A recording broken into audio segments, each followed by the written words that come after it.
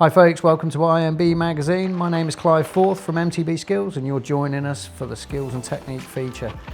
Each issue we're going to be looking at different techniques and the core skills to riding mountain bikes. So sit back and relax and enjoy.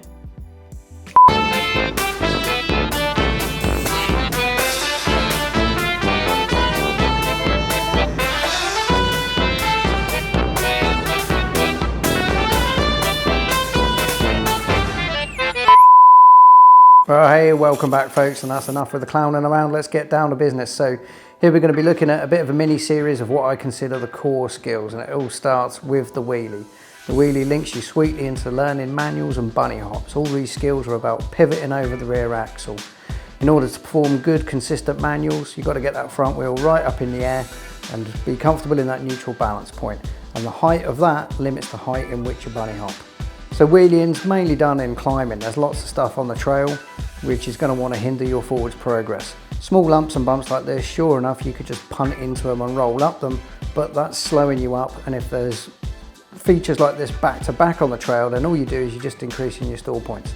Certainly on bigger things like this one here, you're really going to need to get that front wheel up in the air, and then that'll be followed by the rear wheel. We'll look at rear wheel lifts in a coming feature.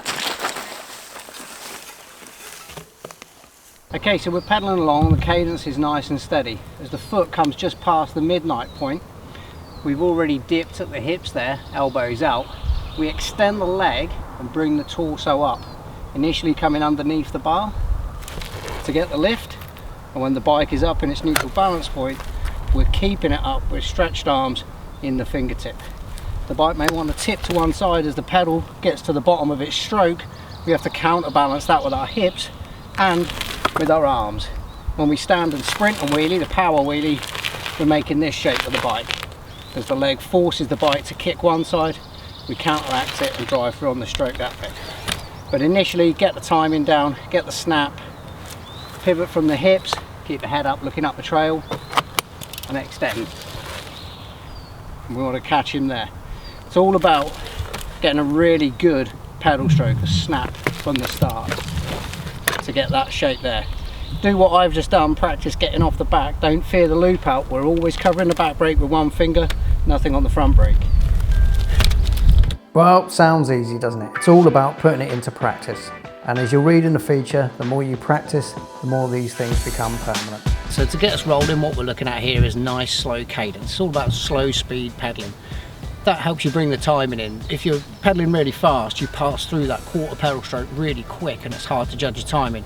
The better you get at it, obviously, the more your timing comes together and you can pick it up when you're pedaling faster. So if your right foot lead, it's not quite at the midnight point, at the dead point in the pedal stroke, it's somewhere around 1 o'clock, 2 o'clock sort of mark.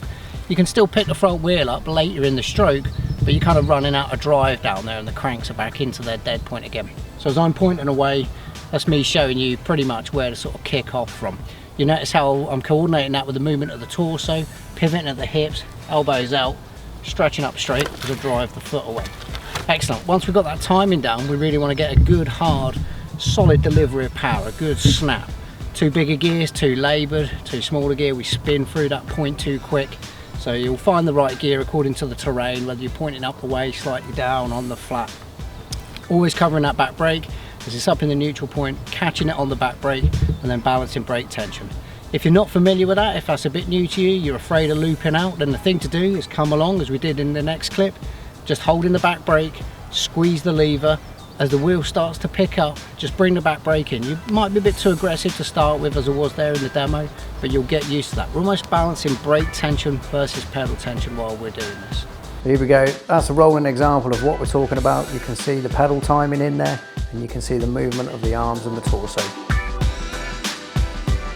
Just spinning really fast, accelerating hard and the front wheel's not coming up the way. What you've not done is you've not been dynamic and forceful enough with applying the power to kick the front end up. So those wheelies are a write-off. Unless you're getting up into that neutral balance point, you're not going to hold the wheelie. But let's be realistic about this. What we need in a trail situation is high enough that we can get up onto something. The next thing that's going to collide is going to be the chainring, so we're talking sort of yay high. And you need to be able to wheelie far enough to get over something. So if there's a hole in the ground and you're going to stuff your front wheel into it, so you might not need to wheelie that far. But it is good fun being able to put it on the back wheel and keep wheeling around the way. So as well as being like wheelie wicked fun, wheelies are actually really useful out on the trail, and there comes a time in technical and demanding terrain where it's one of the only ways to get through that terrain. Ultimately your front wheel collides into obstacles, lumps and bumps on the trail, and it wants to pack the fork down. You've not got enough speed for the fork to compress and push through and over that obstacle. So you need to tap the gas and take the weight out of the front end. Really like bedrock stuff where it's all knobbly, loose boulders, bouldery climbs is where this stuff comes in, and it's so worth bagging time, because the key thing is getting the timing right. It's about being able to use either foot to strike the power and unweight the front end to be able to continue to drive the bike and ride through those sections of trail. So yeah, it's not just all fun and games, 16-year-olds in the high street all day long on the back wheel. You know, there's a real bona fide thing for learning the wheelie and, as I say, perfecting that timing on it. So we're just having a little play around here. Obviously there's this easier line roundness feature, but this is the sort of thing that you come across where a wheelie can be really useful. We're really advancing the skill at this point. We've gone from just having to use power to get the front wheel up and onto the object here, we're now having to get the back wheel up onto and over our object. The crux here is this uphill run up. It's going to kill all the speed. This isn't a place where you could be using a manual to get up onto this feature. So pedalling into here, if I stop pedaling, I'm obviously going to start rolling backwards. Looking at the obstacle, getting my timing right, striking the power at the right moment to lift the front wheel up onto that, and at that point that I start to pull that wheelie, I'm already looking up and through the obstacle. In this scenario, due to the scale of it, it's pretty big, so I've got to have my seat down to give me plenty of room to be able to bring the back wheel up onto the top of it, using my legs to pop up off of and yeah, get the weight out of that back wheel. I can either just get the weight out of it, tickle the weight out and hope that it grips on the edge. In this scenario it's all covered in mud, there's a bit of a telltale there. Even though it's grippy granite in this part of the world, that might want to spin up, so I'm trying to get a nice clean lift with a back wheel up onto there. But primo example of where our wheelie comes into the trail in a more sort of technical scenario. So we're looking at another quite technical piece of trail. We've got a two-part manoeuvre going on here. We've got this gradient and ramp up onto this piece of granite, and following it we've got the step. If this were the one and only feature, if it was just the ramp up onto, you could probably get away with just clawing and powering your way up there without having to take any weight out of the front wheel. As it goes, coming into that feature, that's always going to want to slow me down. I'm literally hitting the face of it. So if I can use the power, time a wheelie, unweight the front wheel to get it up onto that flat area up there, then I stand half a chance of pulling the next manoeuvre. I can use that touchdown to spring up from, to get the front wheel up again to clean the next one. Obviously this is really tight timing work that has to be performed here. We've got to synchronise our timing, cue up our pedals right on the way in. We can do that always on the forwards pedal stroke without having to back pedal at all. It's much more sympathetic on the machinery. We can deliver a smooth power stroke without jerking and snapping on the chain in the freewheel. That's going to get us set up to get up on the front. So another key thing that's got to come together here is a choice in gearing. If we're too low in the gear, we're going to spin through the cranks too quick. We're not going to be in the right pedal point to strike to do the second manoeuvre.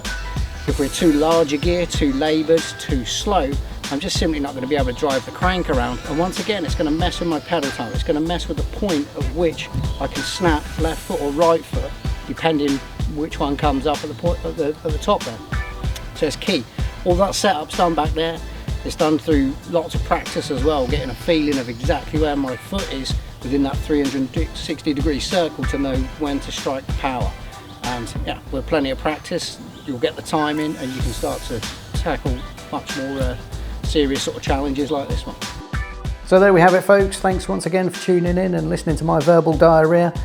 It's always good to share these things with riders, and I really hope that you do get out there and put some time in and practice this and some of the skills that are coming up in the future issues. I sure have had so much out of my trail riding experiences, and it's all thanks to practice and playtime.